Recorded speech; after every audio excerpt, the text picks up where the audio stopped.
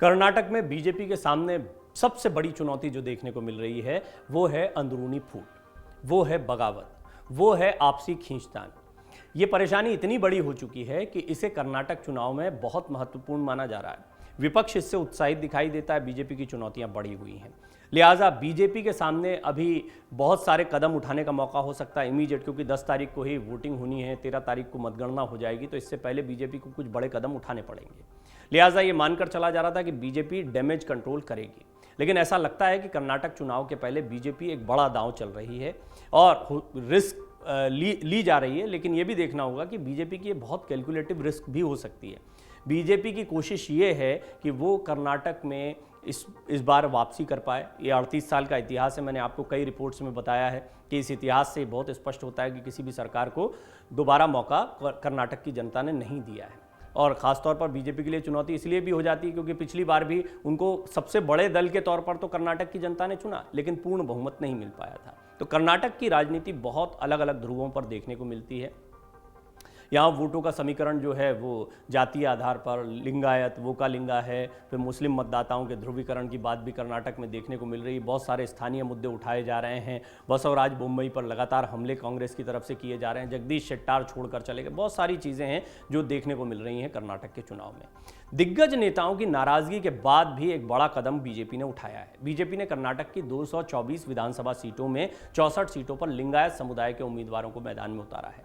लिंगायत समुदाय बीजेपी के साथ पारंपरिक रूप से जुड़ा हुआ है और बीएस येदुरप्पा जैसे दिग्गज लिंगायत नेताओं के साथ होने से पार्टी का अनुमान है कि यह वर्ग इस बार भी उसके साथ बना रहेगा।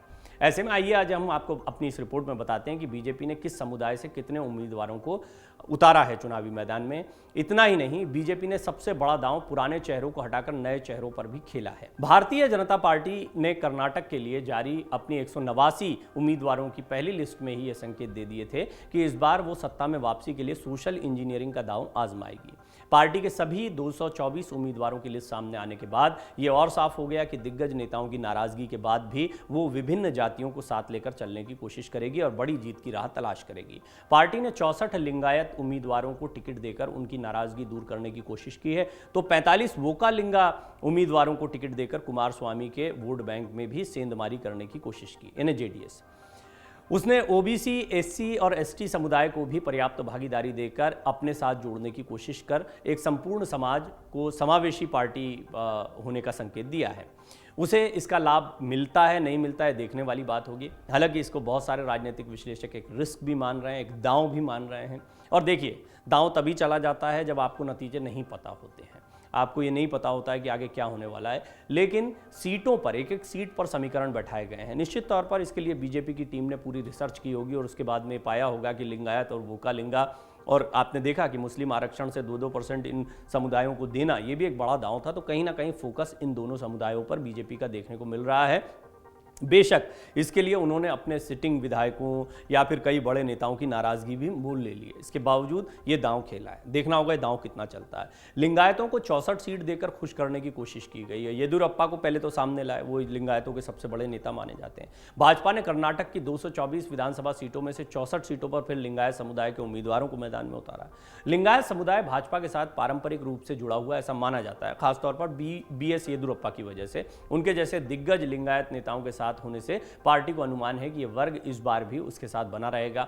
इसी वर्ग से आने वाले जगदीश शेट्टार और लक्ष्मण सावदी जैसे नेता अब कांग्रेस के टिकट पर अपनी किस्मत आजमा रहे हैं। भाजपा ने इन दिग्गज नेताओं को टिकट देने से इनकार कर दिया था। इन बागियों के कारण पार्टी को नुकसान होने का अनुमान भी लगाया जा रहा है। लेकिन भाजपा नेताओं का दावा है कि लिंगायत समुदाय को पर्याप्त प्रतिनिधित्व दिए जाने के कारण बागी नेता बेअसर हो जाएंगे और समुदाय का साथ उन्हें मिलता रहेगा।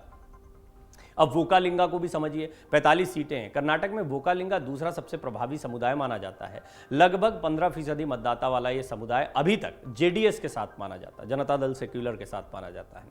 लेकिन राज्य में अपने दम पर सत्ता में आने के लिए भाजपा इस वर्ग को अपने साथ जोड़ने की जी तोड़ कोशिश कर रही है। इसी रणनीति को ध्यान में रखते हुए भाजपा ने इस वर्ग के 45 उम्मीदवारों को मैदान में उतारा है। यदि इस किसान मजदूर वर्ग का एक हिस्सा उसके साथ आ जाता है तो भाजपा की सत्ता की राह आसान हो सकती है। दलितों को 37, ओबीसी को 32, एसटी को 18 टिकट दिए गए हैं। तो ऐसा नहीं कि वोकालिंगा और लिंगायत पर ही फोकस किया गया है, SC ST पर और OBC पर भी फोकस किया जा रहा है। भाजपा एक रणनीति के अंतर्गत OBC दलित समुदाय को अपने साथ जोड़ने की कोशिश कर रही है। उसकी ये कोशिश केंद्र सरकारों के साथ साथ राज्य सरकारों और पार्टी संगठन के स्तर पर भी देखने को मिल रही है। इसी रणनीति पर चलते हुए पार्टी ने कर्नाटक में 37 दलित उम्मीदवारों को टिकट थमाया है, तो OBC समुदाय के 32 लोगों को टिकट दिया गया है। अनुसूचित जनजाति के लोगों को 18 टिकट देकर भाजपा ने उन्हें भी साधने की कोशिश की है। अब आप सोच रहे होंगे कि उच्च जाति को या ब्राह्मणों को कितने टिकट दिए गए हैं। सिर्फ 10 ब्राह्मणों को टिकट दिया गया है कर्नाटक में। भाजपा ने कर्नाटक में केवल 10 ब्राह्मण उम्मीदवारों को मैदान में उतारा है। दक्षिण भारत की दलित OBC केंद्रित राजनीति में दूसरे दलों की ओर से उसके ब्राह्मण नेतृत्व को लेकर हमेशा प्रश्न खड़े किए जाते रहे, लेकिन इस सूची में भाजपा ने पूरी तरह ब्राह्मणों को अपनी प्राथमिकता सूची से बाहर कर दिया। दूसरे समुदायों में इसका बेहतर संदेश गया तो लंबी अवधि में ये भाजपा के पक्ष में जा सकता है। उसका ये रुख उसे तमिलनाडु जैसे राज्यों में भी ताकत प्रदान कर सकता है। 73 नए और युवा चेहरे मैदान में उतारे गए हैं। भाजपा ने सबसे बड़ा दांव पुराने चेहरों को हटाकर नए चेहरों को अवसर देकर ही खेला है। 5-6 बार के विधायक रह चुके दिग्गज नेताओं को जगह देने के बजाय नए चेहरों को मैदान में उतारा गया। पार्टी को अनुमान है कि इन नए चेहरों के आगे एंटी इनकम्बेंसी फैक्टर कमजोर हो सकता है, जिससे उसकी सत्ता में वापसी की राह आसान हो सकती है। एंटी इनकम्बेंसी बीजेपी की सबसे बड़ी चिंता है। मैंने आपको एक डिटेल रिपोर्ट में बताया कि 38 सालों का इतिहास रहा है कर्नाटक का कि किसी भी दल की वापसी नहीं हुई है, और कई ऐसी सीटें 80 ऐसी सीटें हैं जो फ्लिप सीटें मानी जाती हैं, और इनमें ये वोकालिंगा लिंगायत जितने भी समुदाय की बात करें, यहाँ पर ये होता आया है कि एक बार जिस प्रतिनिधि को चुनते हैं फिर दूसरी बार में किसी दूसरे को चुना जाता है। शायद यही वजह है कि इसी समीकरण को देखते हुए बीजेपी ने इस बार, बेशक ये नहीं माना जा रहा है कि पार्टी बदल दी जाएगी, लेकिन चेहरे बदल दो तो शायद फर्क पड़ जाएगा। ये दांव एक बीजेपी ने खेला है। अब देखना होगा कि ये दांव कितना असरदार होता है।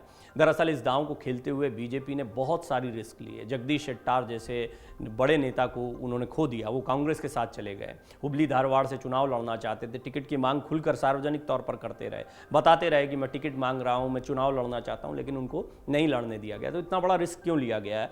और शेट्टार ऐसा कोई छोटा मोटा चेहरा नहीं माने जाते कि वो जीत नहीं पाएंगे या हार जाएंगे। इस क्षेत्र में उनकी अच्छी पकड़ मानी जाती है। माना तो यहाँ तक जाता है, और खुद जगदीश शेट्टार का यह दावा रहा कि अगर मैं बीजेपी छोड़ूंगा तो 20 से 25 सीटें प्रभावित होंगी। अब वो बीजेपी छोड़ चुके हैं, कांग्रेस का हिस्सा बन चुके हैं। हुबली धारवाड़ से कांग्रेस ने टिकट भी दे दिया है। उनके समर्थकों में भी उत्साह है। बीजेपी को भी बीजेपी के जो कार्यकर्ता उनके साथ में जुड़े हुए थे वो भी बड़ी तादाद में उनके साथ में आएंगे, ऐसा माना जा रहा है। बहरहाल देखना होगा कि जगदीश शेट्टार का पार्टी को छोड़कर जाना और ये सोशल इंजीनियरिंग का नया दांव खेलना, ये बीजेपी को कितना फायदा पहुंचाता है। मन से उजाला कर चले, मन से उजाला कर चले, एक अमर उजाला कर चले।